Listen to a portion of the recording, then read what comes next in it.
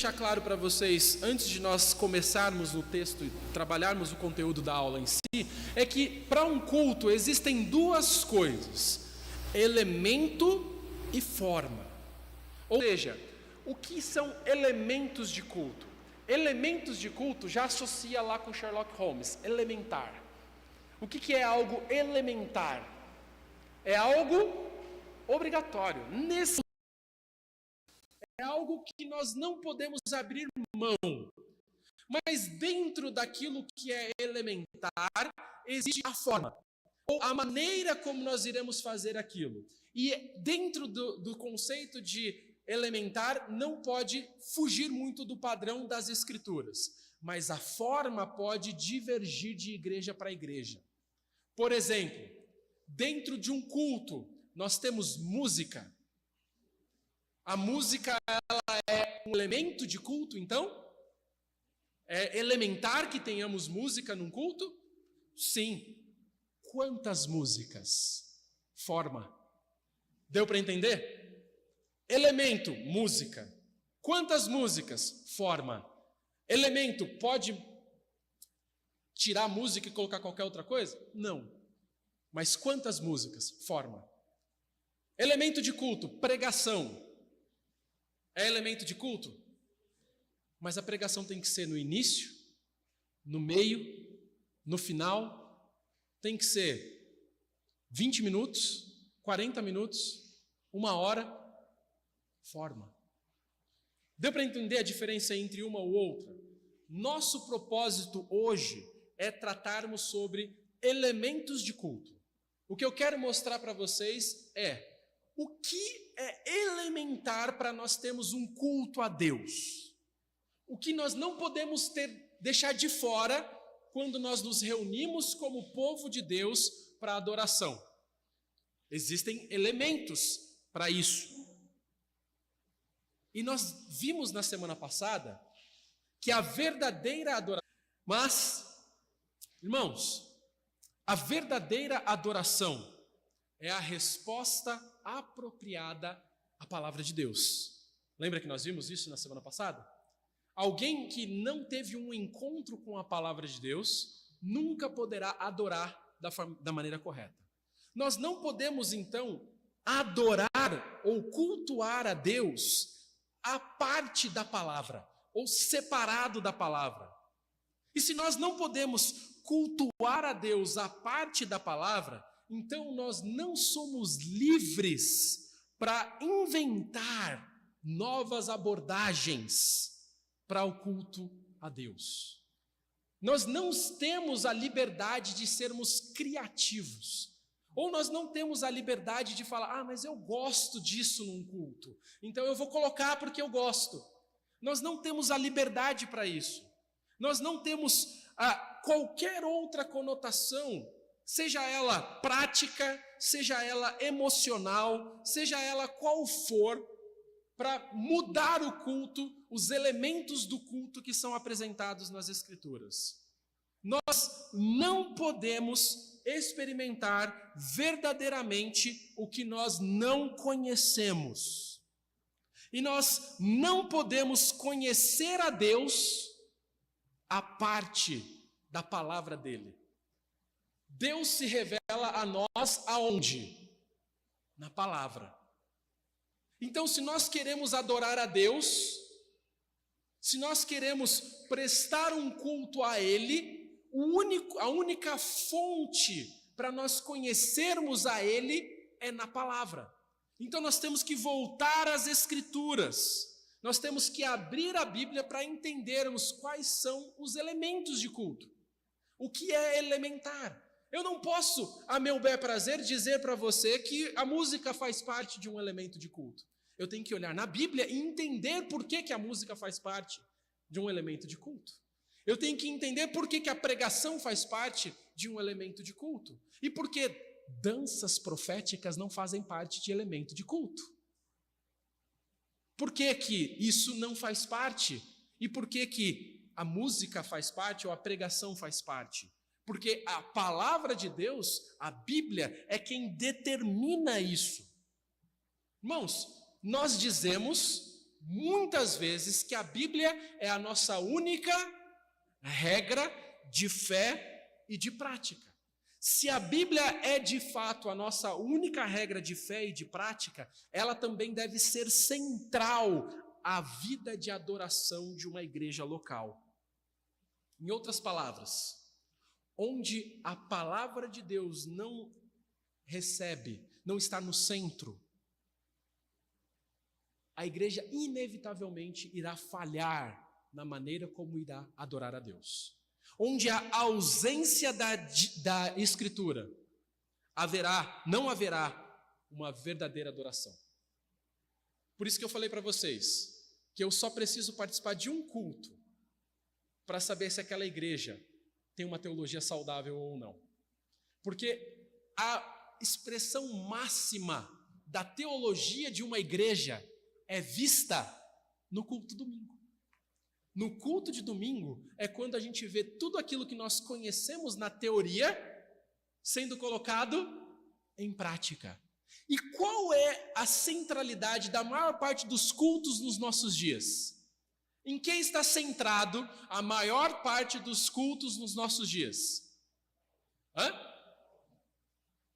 Muitas vezes na música, muitas vezes nas emoções, muitas vezes em tantas outras coisas que não. Então, isso daí, muitas vezes, é uma visão mais...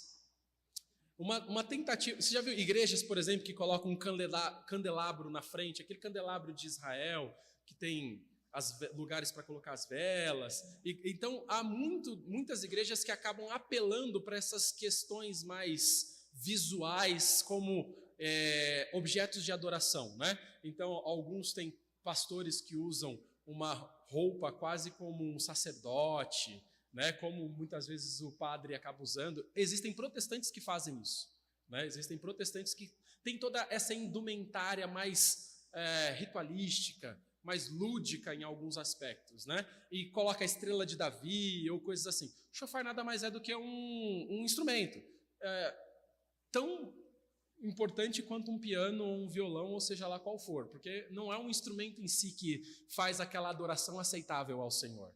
É fruto de lábios que confessam a verdade. Você pode estar usando, sei lá, lira, harpa, que tantas vezes aparece, né, nas escrituras, e isso ser usado de uma maneira completamente indigna. Não é o instrumento em si, é o adorador por trás do instrumento que faz a diferença, né? Mas o que eu quero mostrar para vocês principalmente, irmãos, é que por essa razão, o culto, ele está restrito aos meios divinos pelos quais Deus prometeu se comunicar conosco. E Deus prometeu se comunicar conosco através da sua palavra.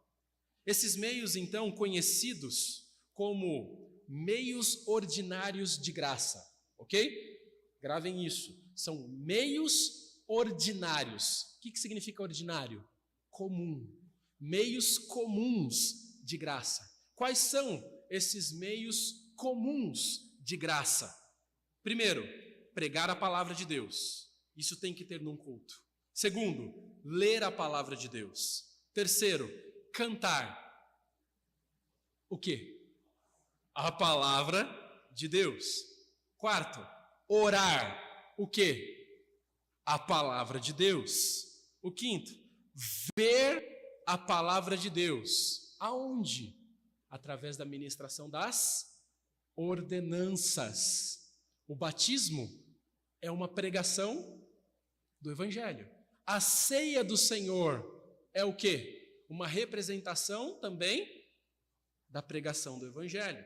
E o último, comunhão em torno do quê? Da palavra de Deus. Então, irmãos, a única coisa que os meios de graças ordinários têm em comum é que todos eles são meios prescritos por Deus que Ele deu à sua igreja e está registrado na palavra. Então, quais são? Cadê o controle? Está aqui. Quais são as verdadeiras atividades bíblicas de uma igreja local? Quais são as verdadeiras atividades bíblicas? O que precisa ter num culto de adoração ao Senhor?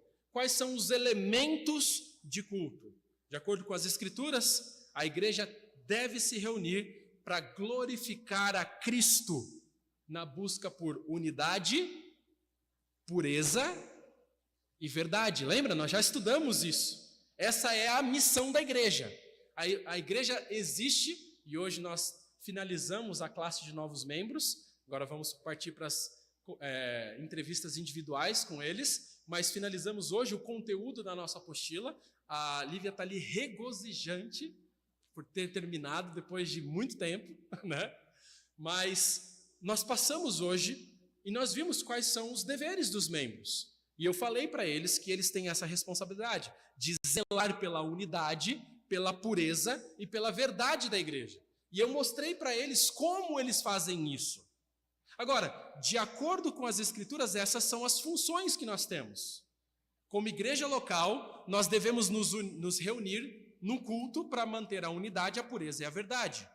Essas 5 atividades simples, elas podem ser vistas num culto da seguinte forma. Em primeiro lugar, ao cultuar a Deus através da pregação da palavra.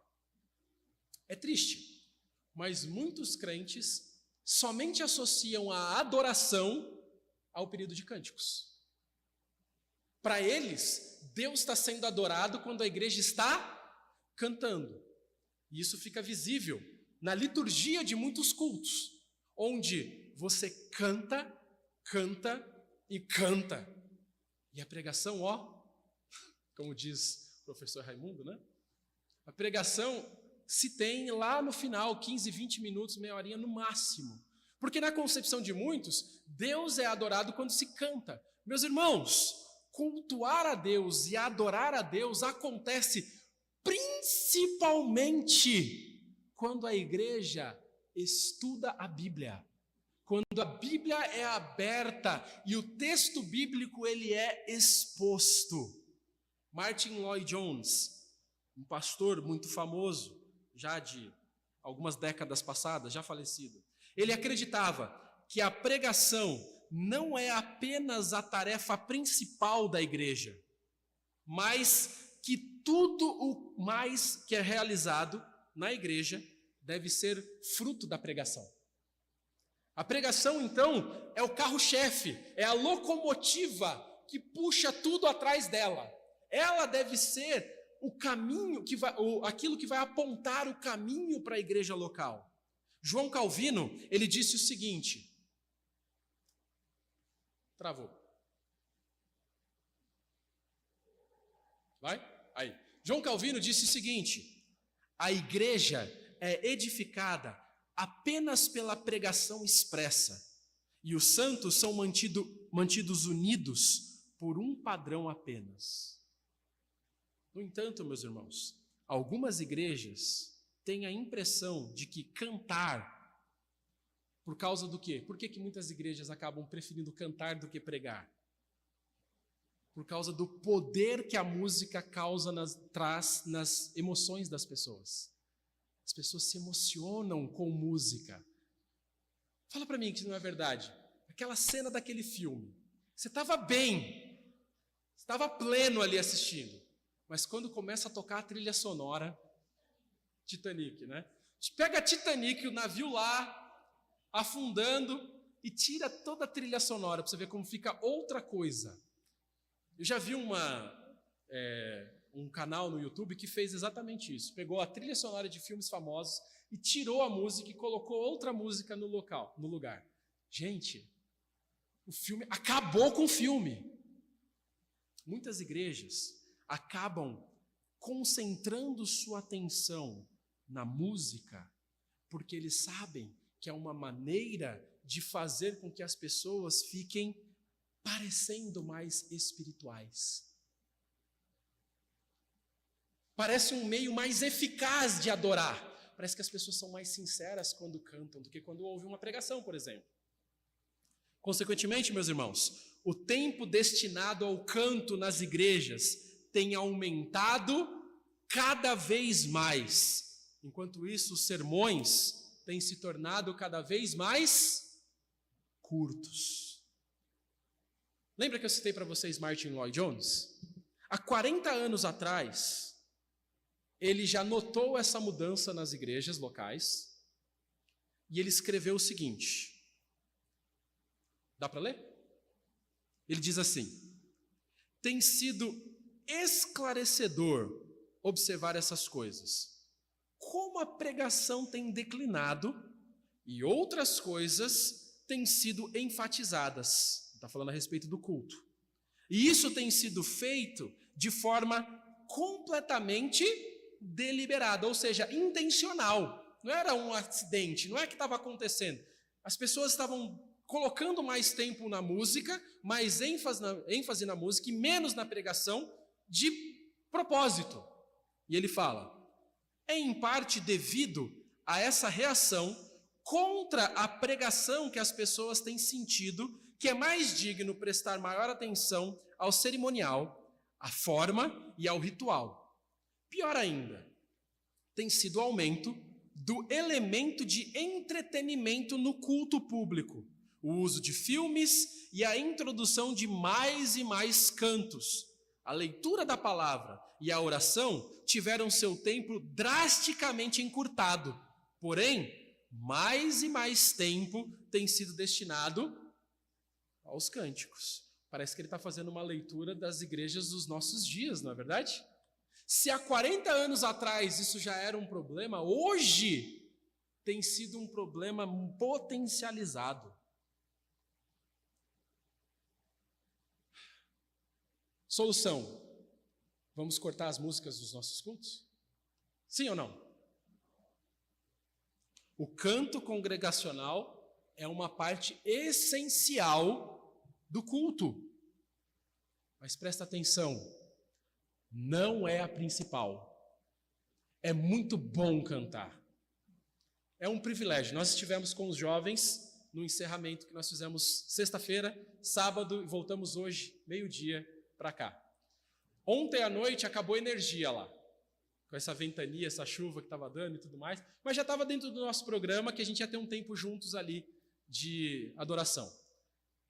Basicamente, sem precisarmos ensaiar nada, a gente simplesmente, cada um começava a puxar uma música, outro puxava outra, e a gente começou a cantar várias músicas. E como muitos deles cantam ou já cantaram no coral, cada um puxava uma voz diferente. Um era contralto, outro era tenor, outra... Acho que ninguém gravou, né? Gravou? Então, foi legal de nós vermos como isso brotou naturalmente. Por que isso brota naturalmente? Porque nós somos salvos. E o louvor é uma maneira de adoração. Cantar, o Novo Testamento está cheio de ênfases, onde no culto existia isso, mas a música não é a principal razão pela qual a igreja de Deus se reúne. Eu digo para vocês, é a secundária até. Agora, infelizmente, muitos crentes colocam como fator determinante. Por exemplo, eu já vi pessoas dizerem isso. Chegaram em igrejas que talvez eram um pouco diferente a música e saíram dizendo, que porcaria foi aquele culto. Mas a pregação foi bíblica. Agora eu disse para vocês que a música vai refletir o quê? A teologia. Dificilmente uma igreja com um estilo musical e performático de culto vai ter uma boa pregação. Mas sem dúvida, o seu padrão preferido de música, aquilo que você gosta, não importa no culto que vai ser prestado a Deus. O que importa é o que a palavra de Deus prescreve como sendo o louvor que ele recebe. E sim, vai mexer com as emoções? Claro que vai. Mas quantas vezes, irmãos, no Novo Testamento, nós vemos destacando a importância de quando a igreja se reunir, que ela cante. Você não encontra isso de forma bem clara ou de forma explícita. Mas quantas vezes você vai encontrar que a igreja deve pregar, ensinar as Escrituras? Vez após vez. A pregação, meus irmãos, sempre foi a atividade predominante realizada por Cristo. Ele cantava com seus discípulos? Sim. Quando ele celebra a ceia com seus discípulos, o texto fala para nós que depois que ele terminou tudo, eles fizeram o quê? Cantaram um hino. Mas nós vemos que a atividade principal na qual Cristo concentrava seus esforços era na pregação. Não é à toa que nós estamos estudando uma dessas. Já estudamos uma pregação no passado e estamos agora concentrando nossa atenção no Sermão do Monte. Os apóstolos de Cristo, eles iam de Jerusalém, Judéia, Samaria, até os confins da terra, cantando músicas. O que eles faziam nessas viagens? Pregavam o Evangelho. Então, meus irmãos, se as igrejas querem voltar ao modelo bíblico de cultuar a Deus, então a pregação deve ser colocada de volta como prioridade no seu culto. Quando a igreja se reúne, o maior tempo o que nós mais fazemos durante todo o período que nós nos reunimos deve ser estudando a palavra, pregando a palavra. Agora a pergunta surge: por que será que muitas igrejas têm tirado a sua atenção da pregação e colocado no cântico? Muitas vezes porque cantar é mais divertido. Cantar é mais apelativo para a igreja.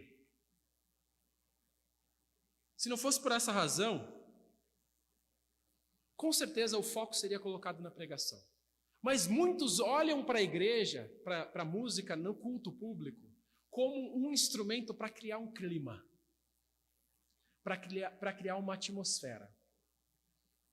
Graças a Deus nunca aconteceu comigo, mas eu sei que muitos pastores, quando pregam em determinadas igrejas, quando eles começam a falar nas pregações, já chega um pianista, alguém no fundo e começa a tocar, fazendo um sonzinho ambiente ali, enquanto ele está... Olha, se um dia acontecer isso comigo, eu falo, para. Porque justamente a intenção daquilo é criar uma atmosfera, é criar um ambiente para que suas emoções sejam trazidas à voga e você comece a se emocionar. E muitas vezes o que essas igrejas querem é que você tenha não um culto, mas que você tenha uma experiência com Deus. Que você saia dali com uma experiência. Por quê? Porque eles sabem que você é um ser sentimental. Então, se os seus sentimentos forem tocados, você vai voltar na semana que vem. Porque você precisa de mais estímulo, de mais estímulo. Em muitas igrejas, a emoção é muitas vezes colocada acima do conhecimento das Escrituras.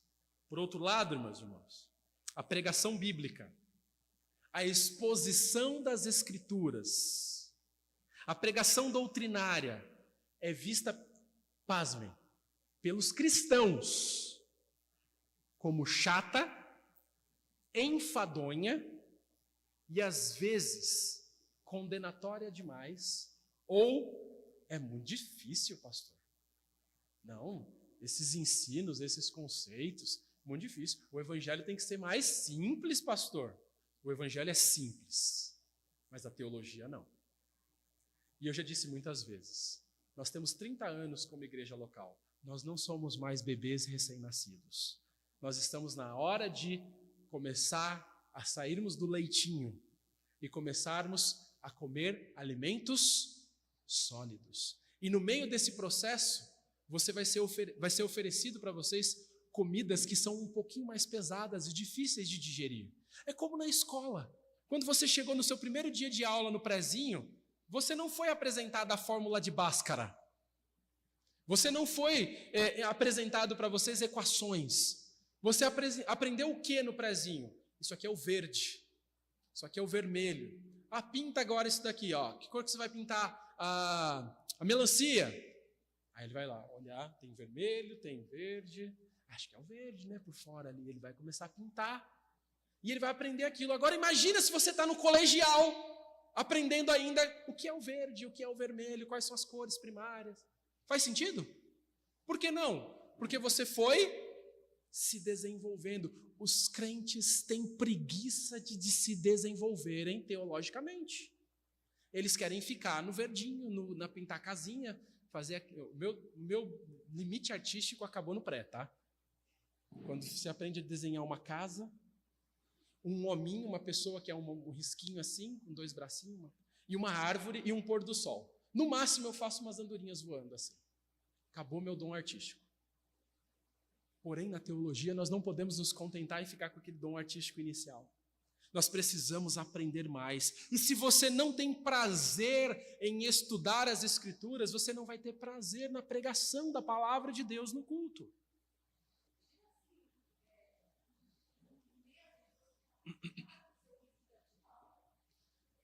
Você vai evangelizá-lo durante a sua caminhada ao lado dele, vivência ao lado dele. É que muitas vezes a gente terceiriza tudo, inclusive evangelização. É mais fácil falar assim, não, vem lá para a igreja que daí você vai ouvir o evangelho lá. Você vai ouvir, obviamente você vai ouvir. Mas muita coisa que acontece aqui ele não vai entender. E se eu for colocar para que ele entenda só, você não vai ser alimentado. É a mesma coisa, se eu tenho um bebê em casa, então ele não pode comer alimento sólido, ele só bebe leitinho. Então todo mundo em casa vai se alimentar com leitinho. Faz sentido? É isso que eu vou fazer, se eu for sempre pregar o básico do evangelho, todos os cultos, todos os domingos, pensando no visitante que vai chegar. E vai ser muito...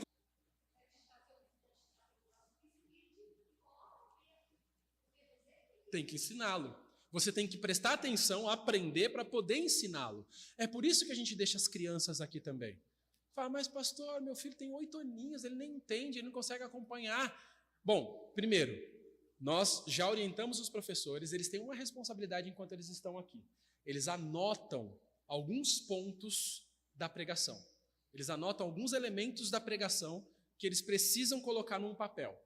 Depois, a nossa ideia é que você, pai, que você, mãe, durante a semana, seja pai e seja mãe.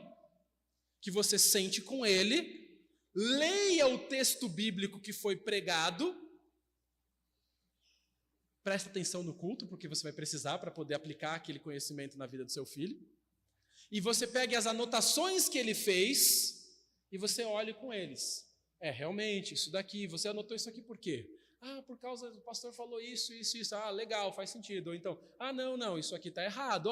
Vamos pensar melhor. Olha esse versículo que está dizendo. É esse o objetivo. Mas, pastor, meu filho não entende. É por isso que você está aqui. Para você entender. Para você aprender e você ensinar o seu filho.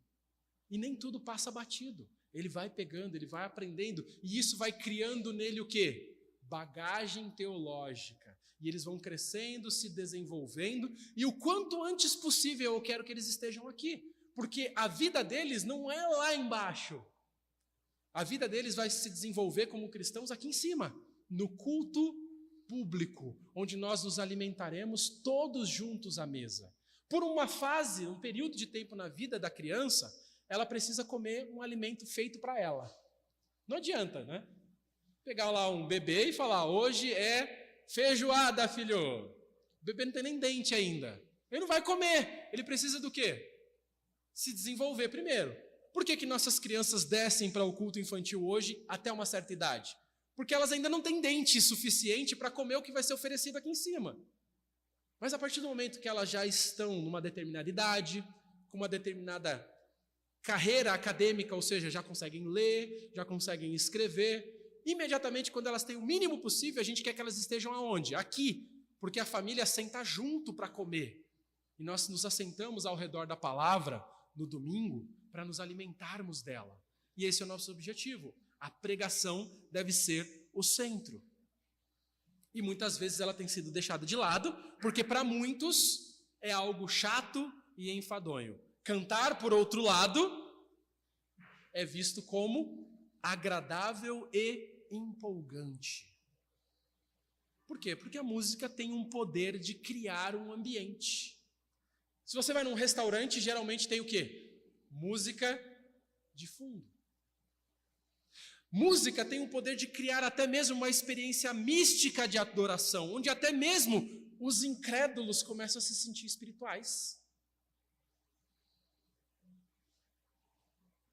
É aqui que os não convertidos podem se sentir à vontade e até mesmo pensar que são espirituais, quando na verdade nem nascidos de novo são.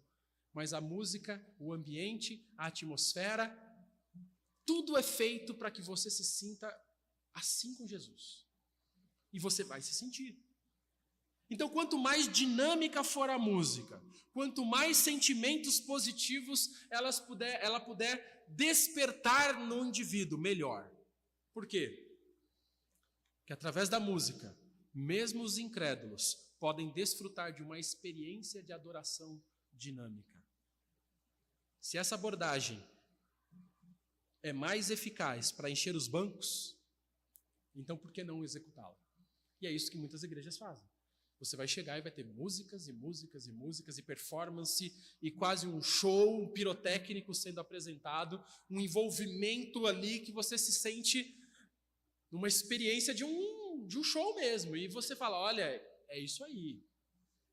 Eu vivi uma vida miserável no pecado a semana inteira, mas aqui eu estou me sentindo assim com Deus.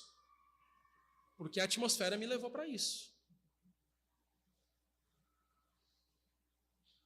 Contudo, meus irmãos, seguindo o ensinamento das Escrituras, Deus é mais glorificado e os santos, os crentes, são mais edificados quando a palavra de Deus é lida, explicada e aplicada na vida dos crentes.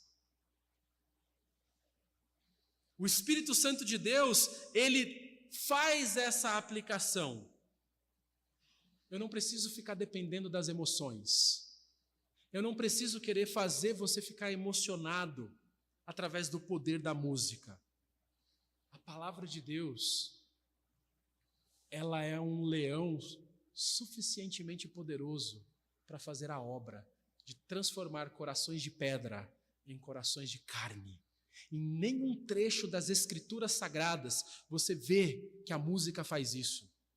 A palavra de Deus, por outro lado, ela transforma vales de ossos secos e faz com que aqueles ossos secos comecem a ter conexão e tendões são conectados e aquele esqueleto que estava quase virando pó começa a se juntar e de repente ligamentos, carne e vida é trazida de volta. Mediante o quê? A palavra de Deus.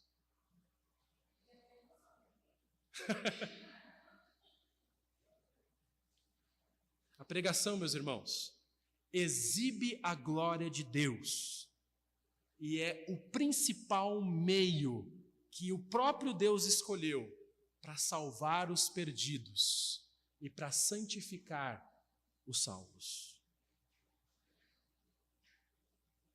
Então, se nós queremos ter um culto bíblico, nós devemos ter uma pregação bíblica. E o tempo que nós vamos dar à pregação deve ser maior. O maior tempo que nós gastamos quando nós nos reunimos deve ser estudando a Bíblia, lendo a Bíblia. Qualquer coisa menos do que isso, estamos falhando no nosso objetivo. Então, uma pregação profunda resultará numa adoração profunda. Segundo lugar, dá tempo? Quantos minutos eu tenho? 10? Em segundo lugar, não vai dar para terminar. Eu queria terminar. Travou de novo.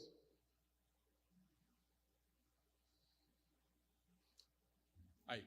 Então, o primeiro elemento que nós vimos é cultuar a Deus através da pregação da palavra. Em segundo lugar, cultuar a Deus através da oração da palavra. A segunda atividade vital da igreja ainda não é a música, meus irmãos. É a oração, tanto individual como corporativa, que é aquela oração que nós fazemos juntos. É importante que nós oremos individualmente, mas também é importante que nós oremos como povo de Deus. Não é à toa que a Bíblia fala que a casa do nosso Deus seria conhecida como casa de oração. A igreja deve ser caracterizada também pela a oração.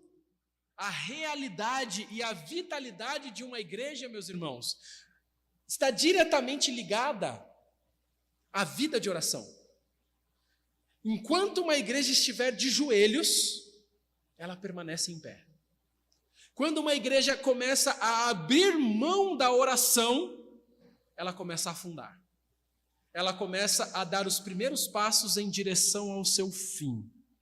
A falta de oração é o motivo pelo qual as igrejas podem se tornar tão fracas. A falta de oração é o motivo pelo qual pode haver tão pouca eficácia no momento da pregação. Sabe por que talvez você não está sendo edificado pelas pregações que são ministradas?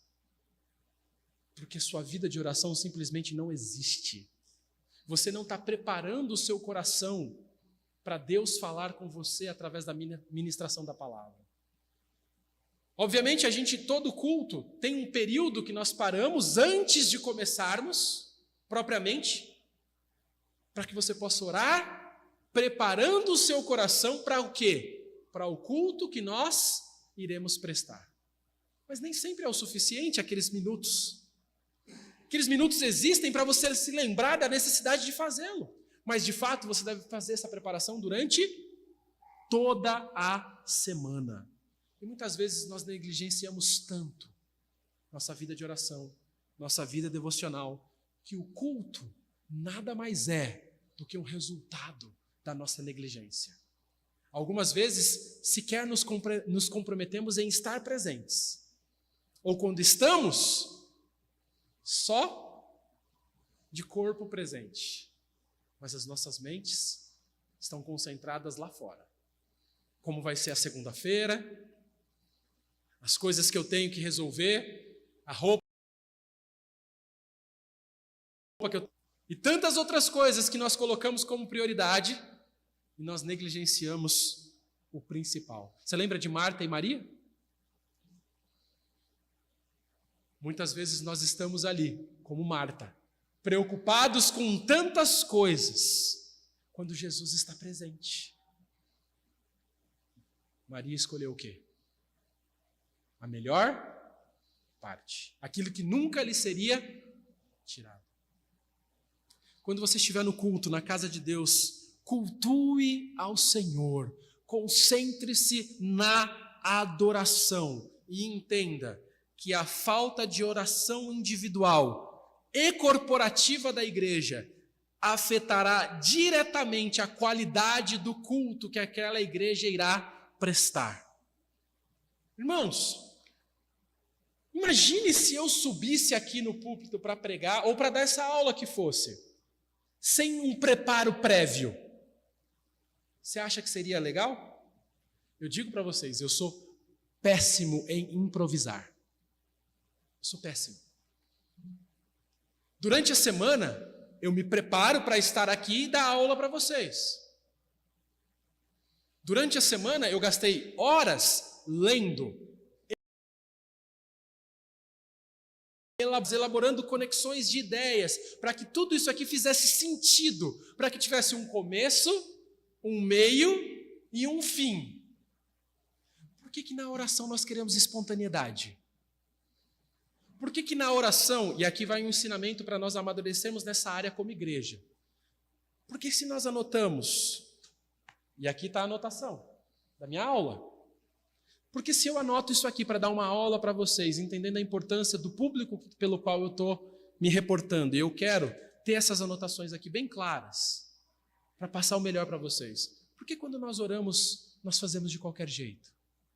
E aí a igreja muitas vezes usa a oração como dobradiça.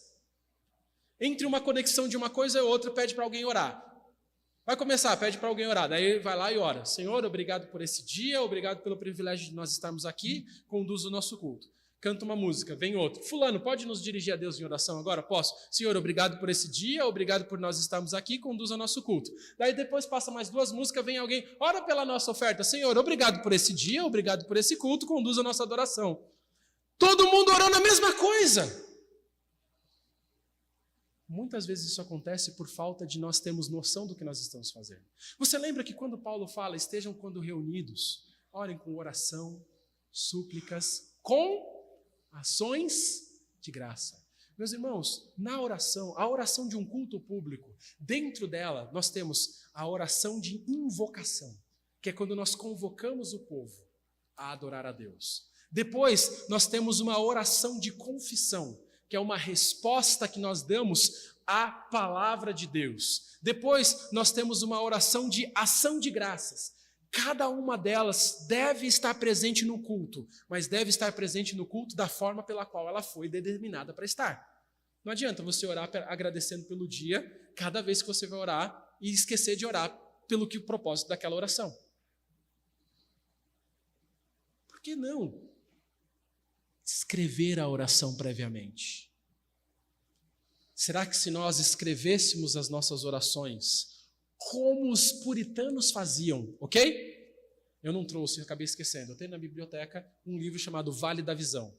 É um compêndio de orações puritanas, devocionais. Porque os puritanos, os cristãos puritanos, eles tinham por costume escrever as suas orações. E graças a esse costume, nós temos esse livro tão precioso, guardado até hoje, para nós consultarmos o que aqueles homens e mulheres de Deus escreveram. Sem dúvida, meus irmãos, escrever a oração vai te ajudar a manter a concentração, vai te ajudar a escolher melhor as palavras, vai te ajudar a ter um foco mais direcionado. Se eu anoto o esboço da pregação que eu vou passar para vocês, por que eu não faço isso com quem vai orar no domingo? Por que eu não posso avisar com antecedência? Irmão Ricardo, você vai fazer a oração de confissão no domingo que vem. Porque se eu chegasse para ele hoje e falasse, irmão, você vai dar aula na IBD hoje, tá bom? Depois de ressuscitado um mini infarto, obviamente eles não estariam o quê? Agora, para orar e entrar no trono do Deus Criador do universo, a gente entra de qualquer jeito. Sem preparo, muitas vezes, num culto público. Sem dúvida, as igrejas seriam muito mais edificadas na sua oração se elas estivessem previamente preparadas para aquele momento. Às vezes a gente chega para alguém, e eu já falei até para não colocarem, né? Por causa disso, você chega e pega alguém de supetão. Chega lá e fala, Natan, nos conduza a Deus em oração agora. Natan veio brigando com a Aline o caminho inteiro, porque o Noah e o Zion estavam lá desarrumados na hora do culto. Chegaram aqui, e ele chega aqui agora e vai orar ao Senhor para a bênção do culto. É meramente ilustrativo, tá? É evidente, né? É meramente ilustrativo, tá? Mas eu falei, não vamos sair pedindo assim voluntário. Você não sabe. A gente não faz isso com a pregação. Dado que a oração é um elemento de culto, nós não podemos tratá-la como uma maçaneta, como uma dobradiça, não podemos tratá-la de qualquer forma, e elas devem acontecer de acordo com as Escrituras. E dentro do culto nós temos modelos de oração. Se a igreja realmente acreditasse no poder e na eficácia de Deus, ela deixaria de se preocupar tanto com a atmosfera que a música cria, e ela focaria muito mais em encorajar os crentes a terem uma vida de oração individual e coletiva mais significativa. Se as igrejas entendessem a magnitude da oração, elas viriam que a oração é essencial para que o verdadeiro culto seja prestado. É por isso que nós enfatizamos, destacamos e, graças a Deus, temos colhido uma boa resposta dos irmãos com relação aos cultos de quarta-feira. Culto de quarta-feira não é um culto optativo. Se der. culto de quarta-feira provavelmente é um dos principais. É um momento quando nós nos reunimos como povo de Deus para orar. Graças a Deus, irmãos, eu fico feliz, porque nossa igreja, por mais que é um grupo menor, ainda é um grupo excelente. Quando eu converso com outros pastores, eu me entristeço por eles. Muitos deles têm igrejas no domingo com 150, 200 pessoas. E na quarta-feira, eles têm 15 a 20. Quando muito, quando está cheio. Nossa realidade é bem diferente disso. Nós beiramos ali os 80, 90, quase 100 pessoas nas quartas-feiras. Mas poderia ser mais, eu tenho certeza. Poderia ser melhor. Meu desafio para vocês nessa noite é: vamos dar a ênfase no culto público à pregação que ela merece. E a oração da mesma forma. Na semana que vem, nós continuaremos. E nós vamos falar sobre cultuar a Deus por meio de ver a palavra através das ordenanças.